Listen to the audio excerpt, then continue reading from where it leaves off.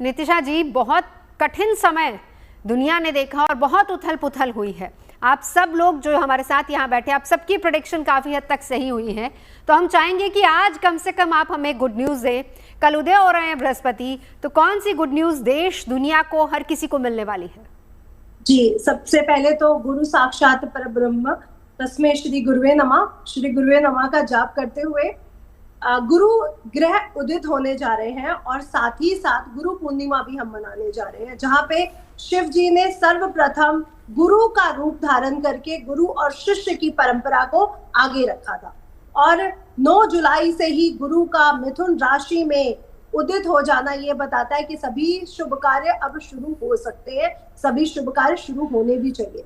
और गुरु का मिथुन राशि में उदित होना ये बताता है कि अब शिक्षा में बहुत बड़ा एक चेंज आने जा रहा है। शिक्षा को लेकर, एजुकेशन को लेकर के बहुत से नियम चेंज होने जा रहे हैं और ये सिर्फ हमारे देश के प्रधानमंत्री श्री मोदी जी ही कर सकते हैं कि बड़े बड़े डिसीजन, बड़े बड़े चेंजेस लाना। तो अब एजुकेशन में बहुत बड़ा चेंज आएगा। अब हम देखेंगे कि ये जो साल का एंड बचा, 6 महीने जो बचे हुए हैं, यहाँ पे बहुत बड़ा एजुकेशन को लेकर चेंजेस देखने को हमें मिलेगा।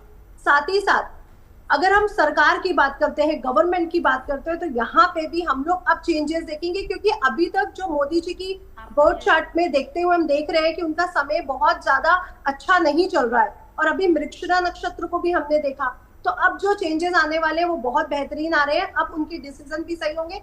अब उनकी फैन फॉलोइंग, पीछे हमने देखा कि कुछ उनकी फैन फॉलोइंग कम हुई थी, लेकिन अब उनकी फैन फॉलोइंग बढ़ते हुए फिर से नजर आ रही है। बिल्कुल।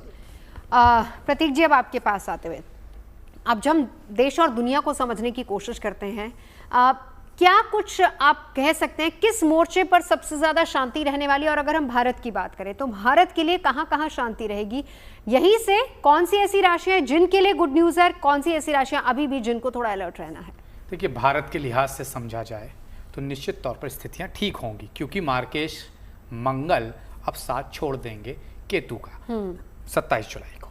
अब बृहस्पति की बात करें, बृहस्पति कहीं ना कहीं भारत की कुंडली में 11वें भाव का भी स्वामी है। तो 11वां भाव है एम्बिशन का, और एम्बिशन किसी भी चीज़ की हो सकती है, शिक्षा की हो सकती है, ज्ञान की हो सकती है, वर्क की हो सकती है, स्टेटस की हो सकती है, और ख़ास तौर से पद पैसे की हो सकती है। तो निश्चित तौर पर भारत के लिहाज से अच्छा समय आप कह सकती हैं, क्योंकि द्वितीय भाव का गोचर और उसकी दृष्टि अष्टम में भारत का सडन उत्थान कर सकती है। और आज ही मैं समझ रहा था कि अगर सिर्फ एक क्लिक से ट्रंप के जो कि वस्त्र नीति में आने वाला है, अगर एक टैरिफ हट गया तो भारत जो कि 6% एक्सपोर्ट करता है अपना कपड़ा, और 19% बांग्लादेश करता है और 9% वियतनाम करता है, भारत कहीं ना कहीं 3 गुने से आगे निकल जाएगा। तो ये गेम चेंजर होंगी ये सब चीज़ें, और कहीं ना कहीं बृहस्पति इसमें विशेष लाभदायी है भारत के लिए। तो भारत के परिप्रेक्ष्य में ये उदित होना कहीं ना कहीं गुड न्यूज़ है। शिक्षा नीतियों में जो बदलाव की बात है उसमें क्या कुछ देख सकते हैं? शिक्षा नीतियों में निश्चित दृढ़ बदलाव होगा। अभी तक ऊहापोह की स्थिति देख रहे थे, बार बार आगे पीछे हो रही थी चीज़ें।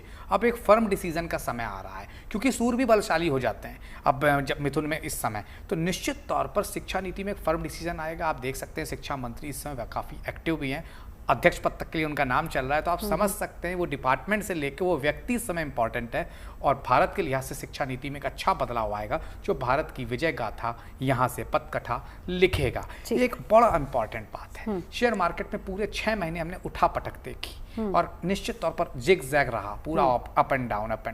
अब ये स्टेबल होगा और अब भारत भागेगा शेयर मार्केट में। तो एक तरह से, क्योंकि शेयर मार्केट हमारा कई लोगों का जरिया है पैसा कमाने का इस देश में, उसी के अलावा ये कहीं ना कहीं भारत की ग्रोथ और जीडीपी दिखाता है। तो निश्चित तौर पर भारत के परिप्रेक्ष्य में ये उदित होना, ये गोचर बहुत शुभ है। नहीं, महिलाओं के लिए भी गुड न्यूज़ दे दीजिए। गोल्ड वान्या जी तो कह रही महंगा हो रहा है, हम तो खरीद ही नहीं पाएंगे। वान्या जी 100% सही है अपनी जगह। और आप देखिए, जब से ये हुआ है गोचर, गोल्ड भाग रहा है, 1 लाख टच किया है मई के बाद ही जब ये गोचर हुआ है, तो गोल्ड और महंगा होगा, सोना और सोना होगा, और निश्चित तौर पर आसानी से पकड़ में नहीं आएगा। ये महिलाओं के लिए कोई अच्छी खबर नहीं है सोना अगर महंगा हो रहा है तो। आप कह सकती हैं, लेकिन महिलाओं के लिए ये अच्छी खबर है जिन लोगों को विवाह में समस्या है, वैवाहिक जीवन में समस्या है, कंसीव करने में समस्या है, उनकी समस्याएं खत्म होंगी, क्योंकि उदित हो गए बृहस्पति। ठीक है।